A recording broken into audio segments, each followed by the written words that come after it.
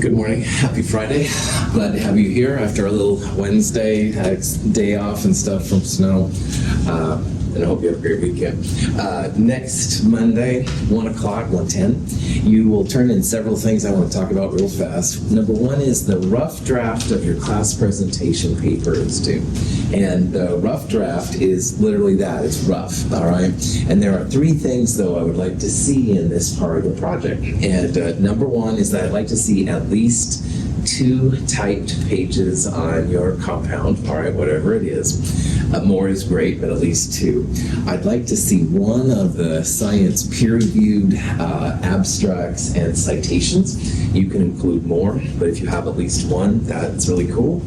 And then finally, there is a rough draft cover page for the rough draft assignment, and you should staple that to the front. It's in the syllabus. You can also get it mhchem.org/rd2, and I can send you the link and stuff if you email me later. Those 3 things, I don't think any of them are horrible, but just those are the 3 things I'd like for the rough draft. And then you'll also turn in the lab we did on Monday, the molar mass of the volatile liquid lab. Problem set number 4 is up. Problem set 4 is mostly over chapter 9, but a little bit of chapter 10. Focus on the chapter 9 stuff especially, because your quiz will be only over chapter 9, only over gases, stuff like that. And then also then on Monday, after all of that, we will start the linear regression, and it's got a longer name. I'm sorry, I don't remember. Like crystal structure of solids. It's basically linear regression in solids. Anyway, we'll start that. Bring a printed copy with you. For that lab, you're going to need to create some printed graphs. And I recommend if you have like Excel or on the Mac, if you have Numbers or Google Sheets, something like that. But you'll also need to do a linear regression. And if you use the computer version of Excel, Apple Numbers, Google Sheets, it's built in, so you can do everything at one time. Now, if you're using the iPad or iPhone version or even Office 365, in earlier classes, linear regression was not built in, so people would have to do that on a separate computer or something like that. If you have the actual computer version that you download an app for your Mac or your Windows PC, you should be good to go. As a Mount Hood student, you can download the complete Office suite for free. But of course, you can also use Google and stuff like that. So get ready for that. It's not only printing a graph, but you'll also do a linear regression. And to make it easier, if you can do it both in the same program, it's cool. The computers here in 1451 and upstairs in the Learning Success Center have this all built in too, so you can use their stuff, print from there. Any questions, any of that?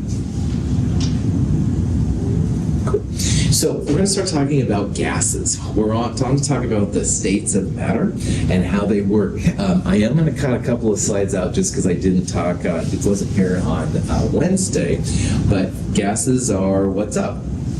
And it's interesting that chemistry actually started with the study of gases. It didn't start like talking about solutions or anything like that. People actually started to figure out chemistry by looking at gases. And it's interesting because if I said, hey, Kevin, look at my gas, and I open my hand or the valve, the gas is gone, right? It's probably the hardest phase to figure out. But this is how people started talking about chemistry, which is kind of cool. So if I open my hand and the gas goes away, that means there's a lot of free space in the gas because I can expand and contract it almost as much as you want. And that's different than solids, which you can't really do at all, and liquids, which you have mixed, very small results from, which is interesting. Also, your gas will occupy the container uniformly after, you have to give it a little bit of time, but it's cool. So I open my hand, the gas escapes. After a little bit of time, the gas will be equally back there by O2 as it is down here by me. And they also mix really, really well together. So if you have oxygen and nitrogen, they mix together. We are breathing right now, not just the oxygen, which keeps us alive, but also some nitrogen. So this gas mixing thing is kind of crazy.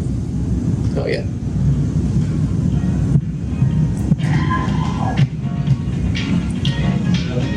Ladies and gentlemen, for the first time ever, ever for a new part-time job in the public health department at City Hall. It's Ann Meredith Perkins. Yay! Oh, Leslie, this is so nice. I put poisonous gas in one of these balloons, so if any of them pops, we may die. Oh, April, we would all die. Gases fill the volume of whatever container they're in. School. So Chris Pratt, they're telling us, Chris Pratt telling us there that gases will expand. So if one of the balloons would pop, it would expand uniformly and everybody would get it. Kind of a sad sense of humor, I suppose. But anyway, talking about. So to understand how they expand, contract, what they do, we're going to be using some math. And unlike the first three sections of Chem 222, we are back now in the world where your calculator is going to be your good friend. So having your calculator around is going to be really important from here on in. And you can model how gas behaves really well using some simple ideas. And some of these we saw in the lab on Monday. So we're going to need the volume that the gas takes up. And most of the time, volume will be in liters, all right, when we record things. We'll talk about that in a little bit. The temperature of the gas is also important. Now, at Celsius, 0 Celsius is, of course, where water freezes. And if you go below 0 Celsius, you start to get into negative numbers. So anytime you do math in gases, always use Kelvin. At 0 Kelvin, all matter stops. You won't have anything to worry about at that point. But above that point, everything's going to be a positive number. So in our lab, we recorded things in Celsius, but when you calculate, make sure that you use Kelvin temperatures. The mole amount will also be important. How much gas makes a big difference. So a little bit versus a lot. And then a new player on the block is the pressure of the gas. And you saw a little bit of this on Monday in the lab, but we'll talk more about it. The dominant pressure unit that chemists use is called the atmosphere. It's abbreviated ATM. And there are other kinds of units. So we recorded our pressure in millibars from the little blue box. Atmospheres, though, is what you want to use when it comes to the actual calculation of things. So let's talk about pressure just a little bit because it's a brand new thing. Questions? All right. To measure the pressure, you need what's called a barometer. All right. A barometer is a device that measures how much pressure you have. And originally, in like 1643, which is just crazy, what they used is they used a column of mercury. And mercury is very accurate. It's very dense, so it makes really good measurements. But of course, it's also kind of bad if mercury breaks. So we use a lot of electronics now, like we did in our lab, to measure the pressure, but same idea. Around us all the time, the atmosphere, the oxygen, nitrogen, water, argon, whatever's in our air, is pushing down on us, and it's a kind of a pressure. And our bodies push back against it all the time. So the atmospheric pressure is just the pressure that we're experiencing, for example, in this room. And it literally is like a force that's pushing against it. Now, of course, our bodies are used to it, so we don't really feel the pressure. But if you go to space where there's no pressure, our bodies would explode because they're always pushing against it. And if there's nothing else to push against it, not good for us. So the pressure here is just measured then by the atmosphere pushing down, and the mercury, which is pretty heavy, gravity is pulling it back. So it's kind of a push and pull of gravity from the mercury versus the pressure around us all the time. That's kind of the basic idea of what it is. Usually our pressure is about 1 atmosphere. We'll talk about that in a little bit. Cool. I had like a so-so date with Valerie. Now I'm number 9 on the speed dial. So I used to be 7. I dropped 2 spots. What, she's ranking you? Yeah, the speed dial's like a relationship barometer. What is a barometer exactly? It's pronounced thermometer.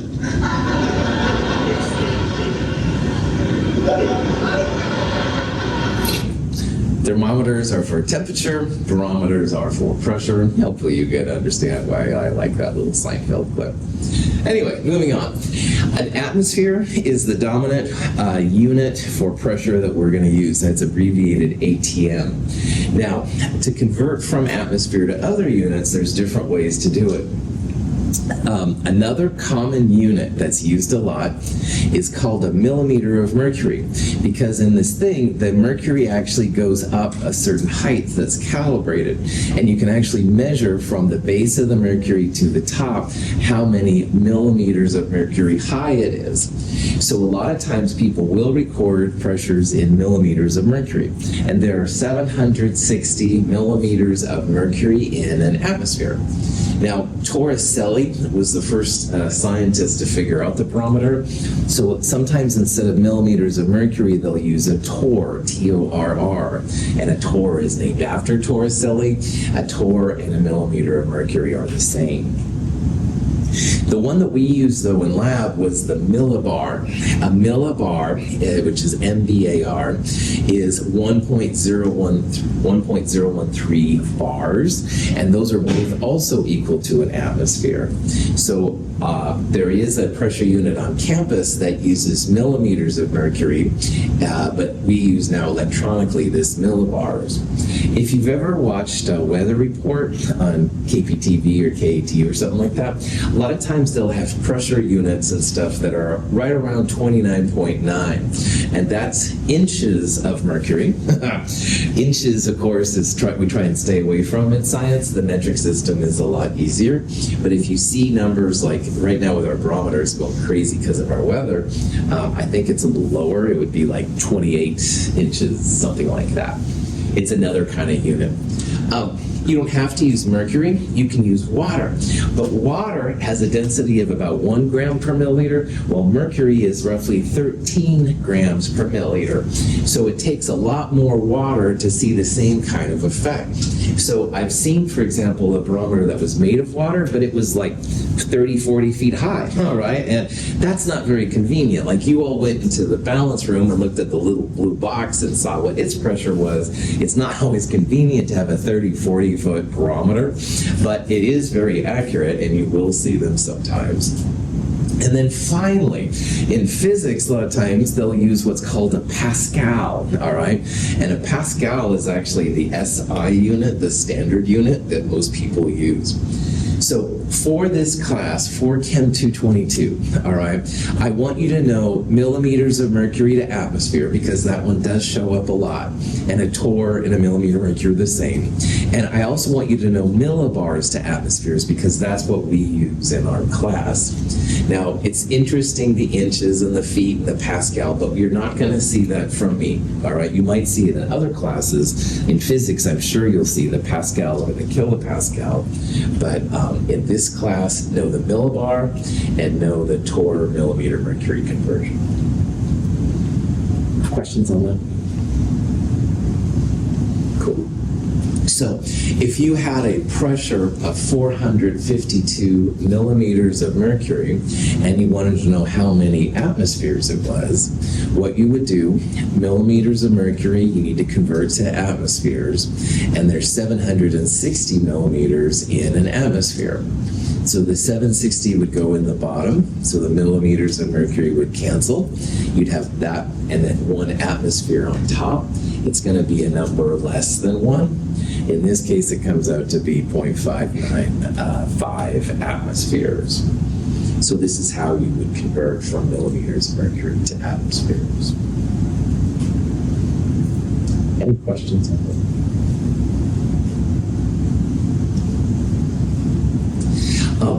At sea level, you supposedly have exactly 1 atmosphere if the weather is calm, all that jazz. And as you start to go up in elevation, the pressure goes down, all right? So at Denver, the mile-high city, that's about 0.83 atmospheres usually. This place in Bolivia, which is higher than Denver, 0.62, and the top of Mount Everest, 0.35. If you watch people climb Mount Everest, a lot of times they have the oxygen canisters. There's not enough atmospheric pressure to get the oxygen to them, so they'll use something like that to happen. Now in Gresham, the average elevation, or at least the elevation at City Hall, is just about 300 feet. So that is higher than sea level, which is 0 feet. So usually our pressure is a little less than an atmosphere. But this number will go up. It's fun to watch that blue box. Like sometimes it'll be more than an atmosphere when a storm is coming in or something, or when it's cold, it's usually less less than an atmosphere. It does vary, but if Mother Nature and the weather was just calm, these are the kind of things you would predict. And that's why most of the time our atmospheres will be close to 1. All right, probably not exactly 1, but close to 1. So the first person to start thinking about gases, his name was Boyle. And again, look at these dates, the 1600s, it's crazy. But he did some science and he figured out that pressure times volume is always equal to a constant, all right? And you have to keep the amount and the temperature constant. But that's interesting because if you had a certain pressure and a certain volume, it would equal a certain number.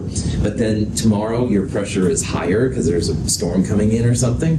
That means your volume's going to be lower because pressure times volume always have to equal that constant. So it's a very interesting kind of originality. So what this also means then is pressure goes up, your volume's going to go down, or if you increase the volume, your pressure is going to go down. So mathematically, they write Boyle's law like this: P1 V1 equals P2 V2. So today we measure the pressure and the volume certain conditions, and if we measure it tomorrow, that should equal that pressure times that volume. All right, they may change, like one will go up, one will go down, that kind of thing, but they should be the same thing. Boyle is considered the first true chemist. All right, there were lots of alchemists and people studying chemistry before, but Boyle used like science and math to figure it out. So, and he wears a cool wig, as you can tell, so can't be all bad. So, questions? Okay. Pressure and volume are inversely related. Weight on the plunger of a sealed syringe increases the pressure on the air in the syringe. The air cannot escape, but its volume reduces under the pressure. This is a picture right here. Excuse me. The mass of the lead is proportional to the pressure being applied to the gas. And in the syringe right here, they have some gas, all right? So the more lead, go to the right, you have, it pushes down more. This is like a pressure. And if you plot the pressure versus the volume, you see kind of a curved behavior. And we're going to see that scientists like to see straight lines because what that means is you increase the pressure and the volume goes up or something like that. So what they've figured out finally is that if you plot the inverse of one or the other, then you get a straight line. So you can see here they plotted the volume versus 1 over pressure, and you could do the same thing if you plotted pressure versus 1 over volume. You get a nice straight line, and this means it's predictable. So Boyle's law is just about pressure and volume, and the punchline is that those two together always equal a constant. So if one goes up, the other one goes down. On the other hand, the other one goes up, then the first one goes down. Now, Charles was the next scientist that kind of was in this area. He's also, a long time ago, he studied a lot of ballooning kind of applications. He was interested in the volume of gas, because you need a good gas volume for your balloon, and he realized that the temperature outside started to mess with his balloon. So on cold days where temperature was low, the volume of his balloon wasn't as big. On the other hand, it was a nice warm summer day, the temperature was warmer, higher, then the volume of his balloon got up. So how scientists represent this then is V1 over T1 equals V2 over T2. Because whatever volume and temperature you have, the volume over temperature at one set of conditions will equal the volume over temperature of another set of conditions. And this is Charles' law.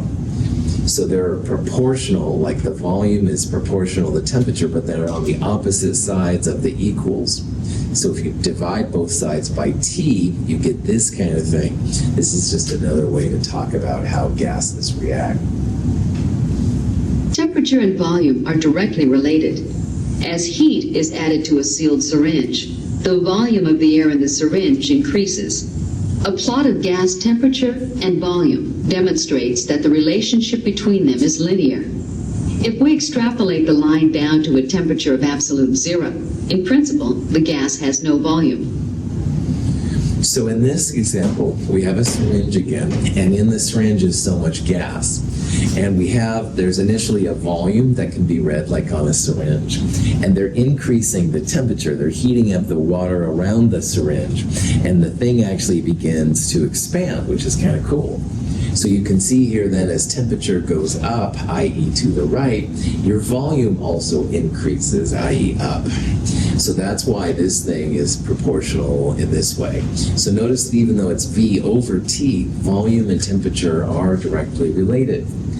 But as we just talked about, Kelvin temperatures can get to zero. If you get to 0 Kelvin, everything stops. There's no movement at all. And if you have 0 Kelvin, which is about minus 273 Celsius, in theory, you have 0 volume. Now, gases still have mass. They still have grams per mole, and grams have mass. They're not going to lose all of their volume all of a sudden. Like if you had mass but no volume, it would be like some number over 0, which is bad news for science. So these laws we're going to talk about have problems at 0 Kelvin, all right? There's no question. But at room temperature, give or take a little bit, these rules are really cool. This is something we'll talk about a little bit. Any questions?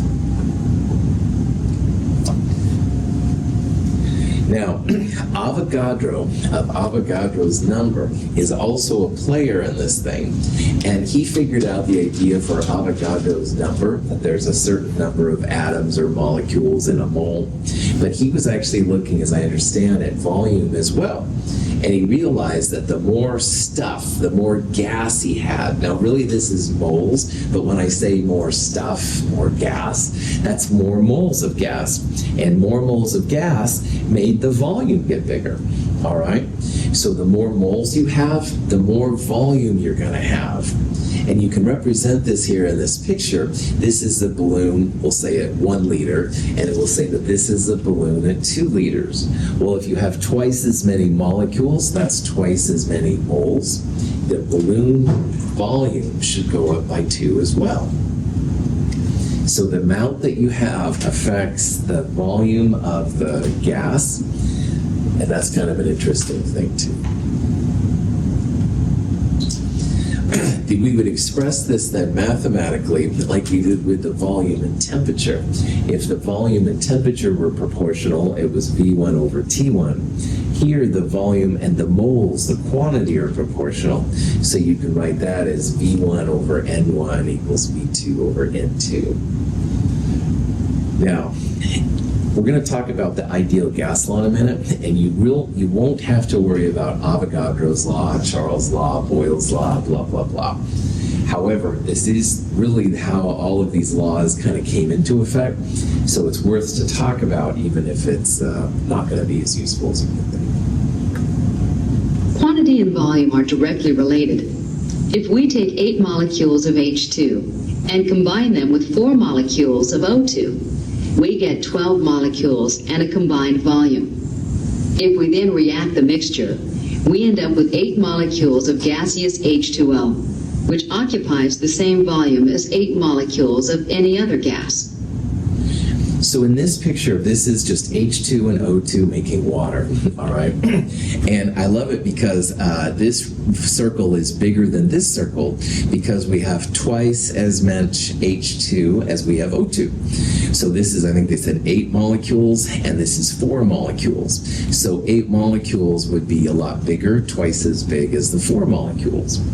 And then if you mix them together, because normally gases mix really well, the initial circle was a lot bigger because 12 molecules of gas would be bigger than 8. However, once they react, you end up making 8 molecules of water. So 2H2 plus 1 O2 makes 2 water. And you can see that this circle is the same size as this circle. So it doesn't really matter what gas you have, as long as the quantity is the same, the moles are the same, you should have the same volume, all right? And that's kind of cool. Here's three different gases: helium, ammonia, and oxygen, all with the same number of moles or molecules, and they should all have the same volume, so they'd all be the same size balloon and stuff. This is just a graph showing that as you increase the amount, your volume goes from one volume to 2 volumes if you have 1 mole to 2 moles. All right. So putting all this together, this is the first big. A bicycle pump forces air into the confined space of the tire. As more air is added to the tire, the pressure increases. The tire's volume increases slightly, and the air becomes warmer. These observations are predictable properties of gases, and, as we explore in this chapter, they are described by the gas law. So PV equals nRT kind of sums up Charles and Avogadro's and Boyle's all together, and it does a better job, and you don't have to worry about it. And this is what we were using in the lab more or less on Monday. But what it says is that pressure times volume equals moles times the gas constant R times the temperature. And this works really well for all gases. So here's this person pumping up the bicycle tire. All right, there's going to be a pressure of the tire. The tire has a certain volume, although it does expand a little bit as you pump it in. The more you pump means the more moles you have. And of course, it does depend on the temperature. If you have a cold day versus a day that's really warm. So all of these things together can be used to figure out the properties. And it works amazingly well. I want to highlight that. Now, R is the factor, though, that's really important. And R is called the gas constant.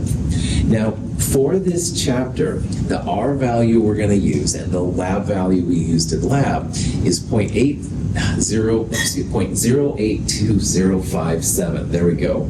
And sometimes this R is called the gas R, all right? We're going to use a different version of R with different units. It's the same number, but with joules per mole Kelvin instead of liters atmospheres per mole Kelvin. And we'll talk about this number in a future section. But here's the thing. In this class, there are so many different values of R running around. And so the numbers and calculations will go crazy if you start using other R's. So it's really, really, really important that you use 0.082057 for all R. Don't use 0.0821. Don't use 0.08206. Use the full value, all right? We'll use this one in a future chapter, but for this chapter, this is the one to do it. So just realize if you use ChatGPT and stuff like that, they'll give you weird versions of R. I don't want you using those R's. They will mess up your numbers and give you values which are different than mine. So use this R for this chapter. Later ones will use this one. Don't use any of the other strange ones that are out there. Questions? Okay, so putting this all together, this is the kind of problem where the ideal gas law would really work. And in this problem, we have a room, all right? And the engineers in this class will know more about making a room diagram than I will by far. Our room is not this complicated. It doesn't have furniture and bookshelves. Our room has a total of 960 square feet.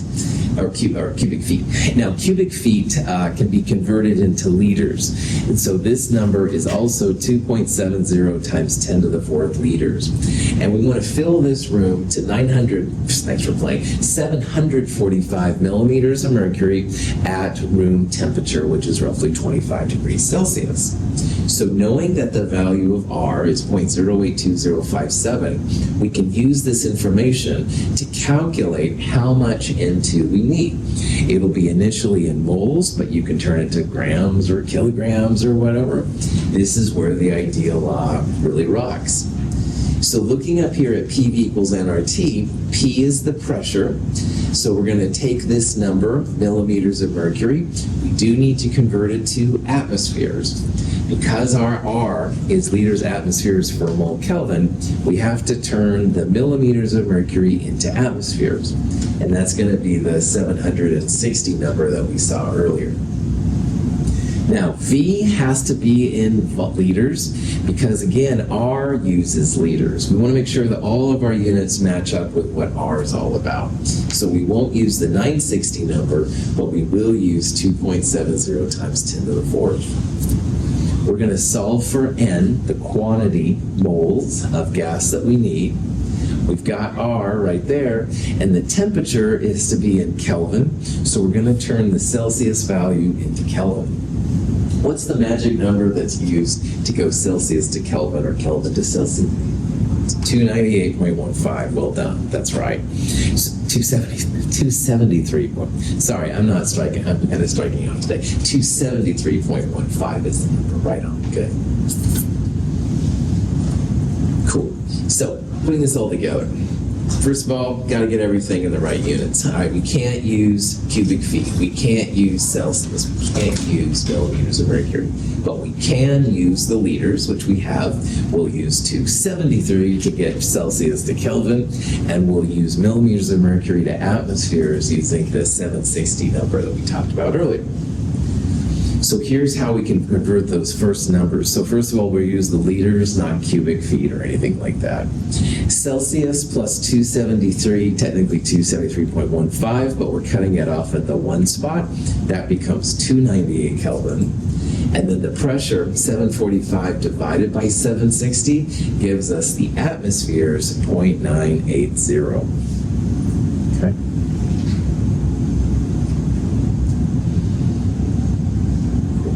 So once you have these numbers, now you can plug it into PV equals nRT. And we're going to solve for N, the moles. We'll divide both sides by RT. So you'll have N equals PV over RT. So if you plug those values in from the last page, the pressure was 0.980 atmospheres. The volume in liters, 2.70 times 10 to the 4th. There's 0.082057, and then the temperature in Kelvin, 298. So the answer you get is 1.08 times 10 to the 3rd. That's moles of N2. So if you multiply this number by 28 or so grams per mole, it gets you grams of N2. And from grams, you can divide by 1,000 to get this number, kilograms of N2. Now, we're back in the world of significant figures. So just kind of realize that, yeah, we're going to start thinking about that. We're also going to be back in the world of moles to grams using molar mass. So N2, we would have 2 times the nitrogen, 2 times the 14 number up there to find how many grams per mole of N2 there are. And we're going to do some more metric things again here too. So there's 1,000 grams in a kilogram. You can convert that over. We'll also use sometimes 1,000 milliliters in a liter to get milliliters to liters. Good to go. Any questions on that? Cool. Now, gas law works really well for gases. It does not work well if you have a liquid, like in this reaction right here, or if you have a solid or a solution. So we could use the gas laws on the water and the O2, but we wouldn't use it on the H2O2 since it's a liquid. However, we can go back to stoichiometry, which is the mole-to-mole relationship of things. So in this problem, we've got 1.1 grams of hydrogen peroxide, H2O2, and it's in some kind of flask, a 2.50 liter flask. And the question is, once this is allowed to react, what is the pressure of the O2 and the pressure of the water? Now in Chem 221, we would have taken grams of H2O2 and turned it into moles. 2 moles of H2O2 make 2 moles of water. And we could have taken the moles of water and turned it into grams, blah, blah, blah. And you could have done the same thing for O2. 2 moles of H2O2 make 1 mole of O2. And we could have turned moles of O2 into grams. But in this problem, we want to turn those moles of H2O2 and the moles of O2 into a pressure. And that's where PV equals nRT comes in. The moles of gas can be turned into a pressure using the ideal gas law. And that's kind of a cool thing. So let me show you how this process works. This is actually kind of relevant. This nasty, funky looking beetle thing here apparently sprays its enemies, and the hydrogen peroxide is like the fuel. The hydrogen peroxide can be stored in the beetle, as I understand, as a liquid, and then it turns to gases really fast. Gases tend to propel things out, so sprays it out. I don't know anything about biology or that kind of stuff, but it is kind of cool to see how the chemicals are used. All right, back to your regular scheduled programming. So on a problem like this, what I would do, start by turning the grams of the reactant into moles. Now, H2O2, we can find from the periodic table, hydrogen's about 1 gram per mole, and there's 2 of them. Oxygen's about 16 grams per mole, and there's 2 of those. So 1 times 2 plus 16 times 2, it's going to be about 34 grams per mole. And once you have the moles of H2O2, then you can find the moles of O2 in water. And once you have those, you can find the pressure using ideal gas law, PV equals nRT. You've got the N. Turn it over into pressure. So let's see what this looks like. So first of all, this is turning your grams of hydrogen peroxide into moles. So H2O2, finding the molar mass, 2 hydrogens and 2 oxygens, about 34 grams per mole. This comes out to be 0.032 moles of reactant. And that's all the H2O2 we have. Anybody have any questions about this step? I'm hoping this looks familiar from Chem 221, but I don't remember what I had for breakfast this morning, so. Now, once you have the moles of reactant, you can turn it into moles of either product. So in this example, what I did is I turned the moles of H2O2 into moles of oxygen. And I'm going to use the balanced equation, 2 moles of H2O2 per 1 mole of O2. So you see 2 moles of H2O2 on the bottom and 1 mole of O2. That means there's 0.016 moles of O2 possible here. What ratio would I use here if I wanted to turn hydrogen peroxide into water? 2 over 2, that's right, yeah. And Kevin and the rest of you can easily figure that out by taking 2 moles of the reactant and 2 moles of the product. So you'd have 2 moles H2O2 at the bottom and 2 moles of water in the top. It doesn't matter if you do O2 or H2O2 first. So this is the moles of O2, and this is a gas. So now we can use ideal gas law, PV equals nRT. And we want to solve for the pressure of oxygen. So P equals nRT over V. Here's the moles of oxygen we just calculated. Our good friend R, we're going to use a lot. 25 Celsius is 298 Kelvin. And you divide it by the volume of the flask here, which is 2.50 liters. Plug all of this into your calculator. This is a 2 sig fig mole, so that'll make our final answer 2 sig figs. The pressure of O2 will be in atmospheres, 0.16 atmospheres of pressure. So if you decompose 1.1 grams of H2O2, it makes 0.16 atmospheres of pressure. Any questions? Okay, the second part of this question is to find the pressure of the water, all right? And the way to do this, based on what we just did, grams of H2O2 to moles, and we talked about how 2 moles of H2O2 create 2 moles of water.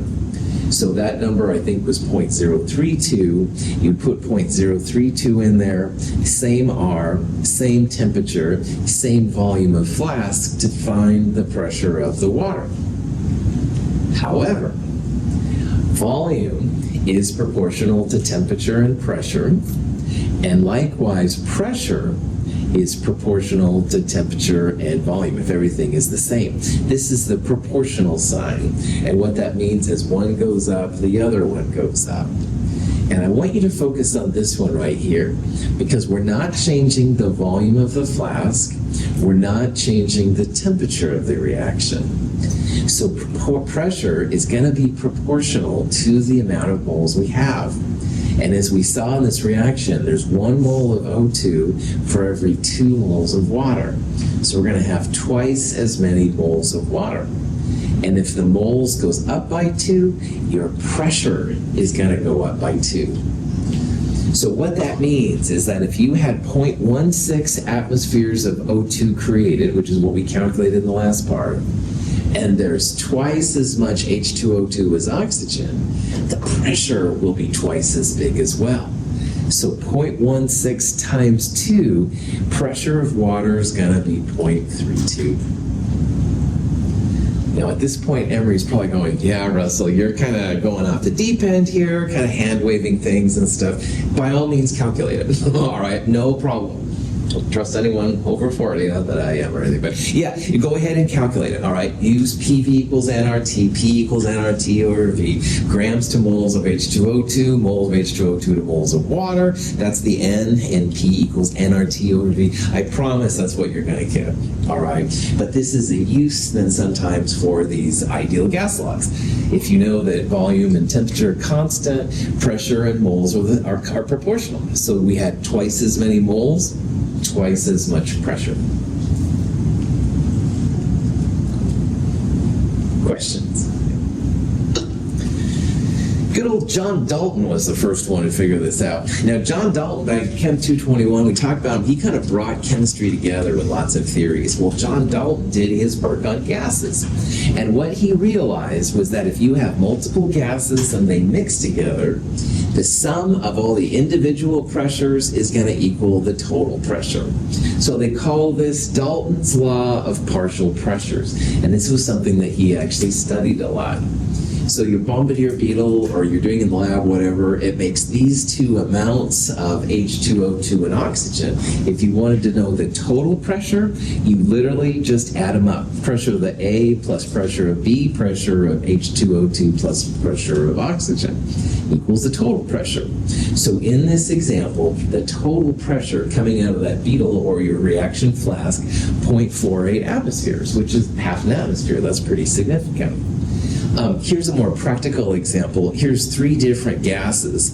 They're listed in kilopascals, but that's just a pressure unit.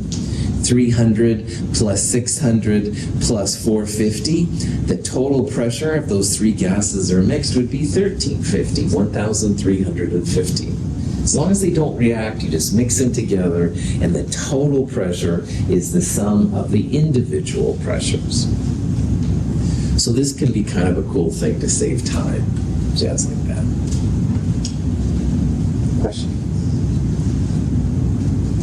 So here's a kind of question you might see in a problem or something like that.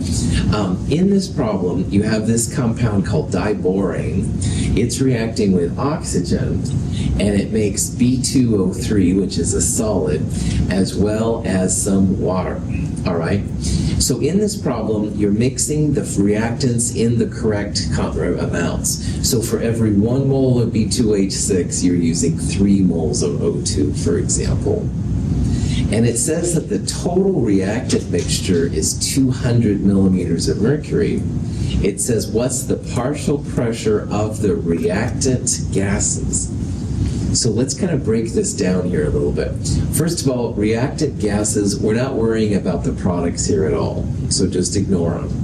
But we are going to focus here on the B2H6 and the O2. All right, so let's say that I'm mixing gases, and Bradley comes in and says, hey, how much O2 and B2H6 did you add? And I'm like, oh, I forgot to write it down, all right. Well, Bradley's smart enough to realize here that, okay, I know that Russell's good enough that he added 3 times as much O2 as B2H6 to make them react. So for every 1 mole of B2H6, I added 3 moles of O2.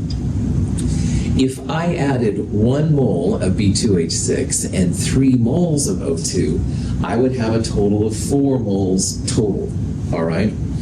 So for whatever amount here I added, plus 3 times that amount, I would have like 4 amounts total. Now, the total pressure of the reaction mixture is 200 millimeters of mercury. So that's the total pressure of all the reactants. So if I have 1 part B2H6 and 3 parts O2, I have 4 parts of reactant gas total. This is my total reactant pressure. So if you take this and divide by 1/4, that's going to be the pressure of the B2H6. And 3/4 is going to be the pressure of the O2. So when you think about this long enough then, 200 is the total pressure. And there's 1 in 4 parts B2H6, or 1/4 of the gas is B2H6. So 200 times 1/4, 50 millimeters of B2H6.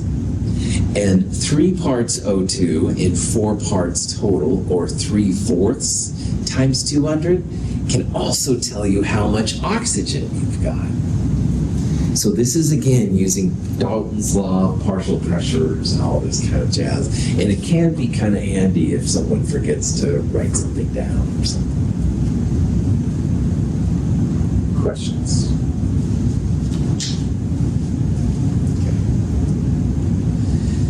Another thing that's interesting about gases is they do have different densities. And, you think about gas, they float above like everything, but you can have heavy gases that sink to the bottom and light gases which go to the top. So in this picture right here, we've got a couple different types of gas. This one is floating. This could be like helium, for example, like a helium balloon. On the other hand, lots of gases sink to the bottom.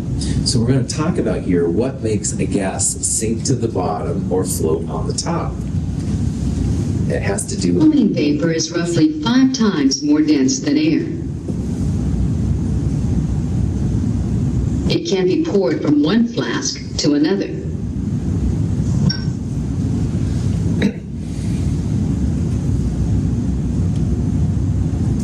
The density of bromine, like that of all gases, is directly proportional to the molecular mass of its molecules in the gas phase.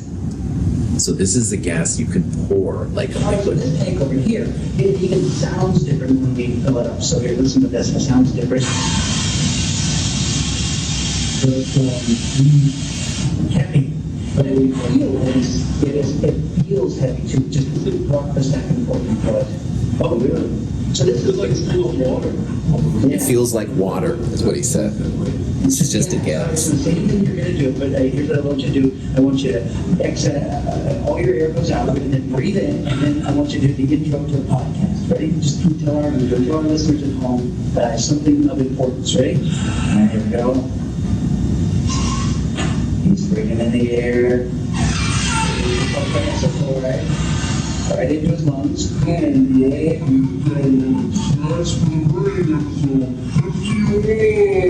So he sounds like he's got a voice synthesizer, but that's the actual chemicals. there's no training behind the scenes. It's filling your lungs, isn't it?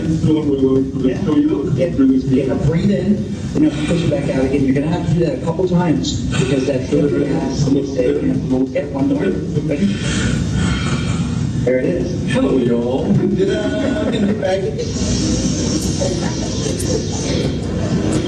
This is probably sulfur hexafluoride. It's invisible, you can't see it. But check, this is an aluminum boat kind of thing.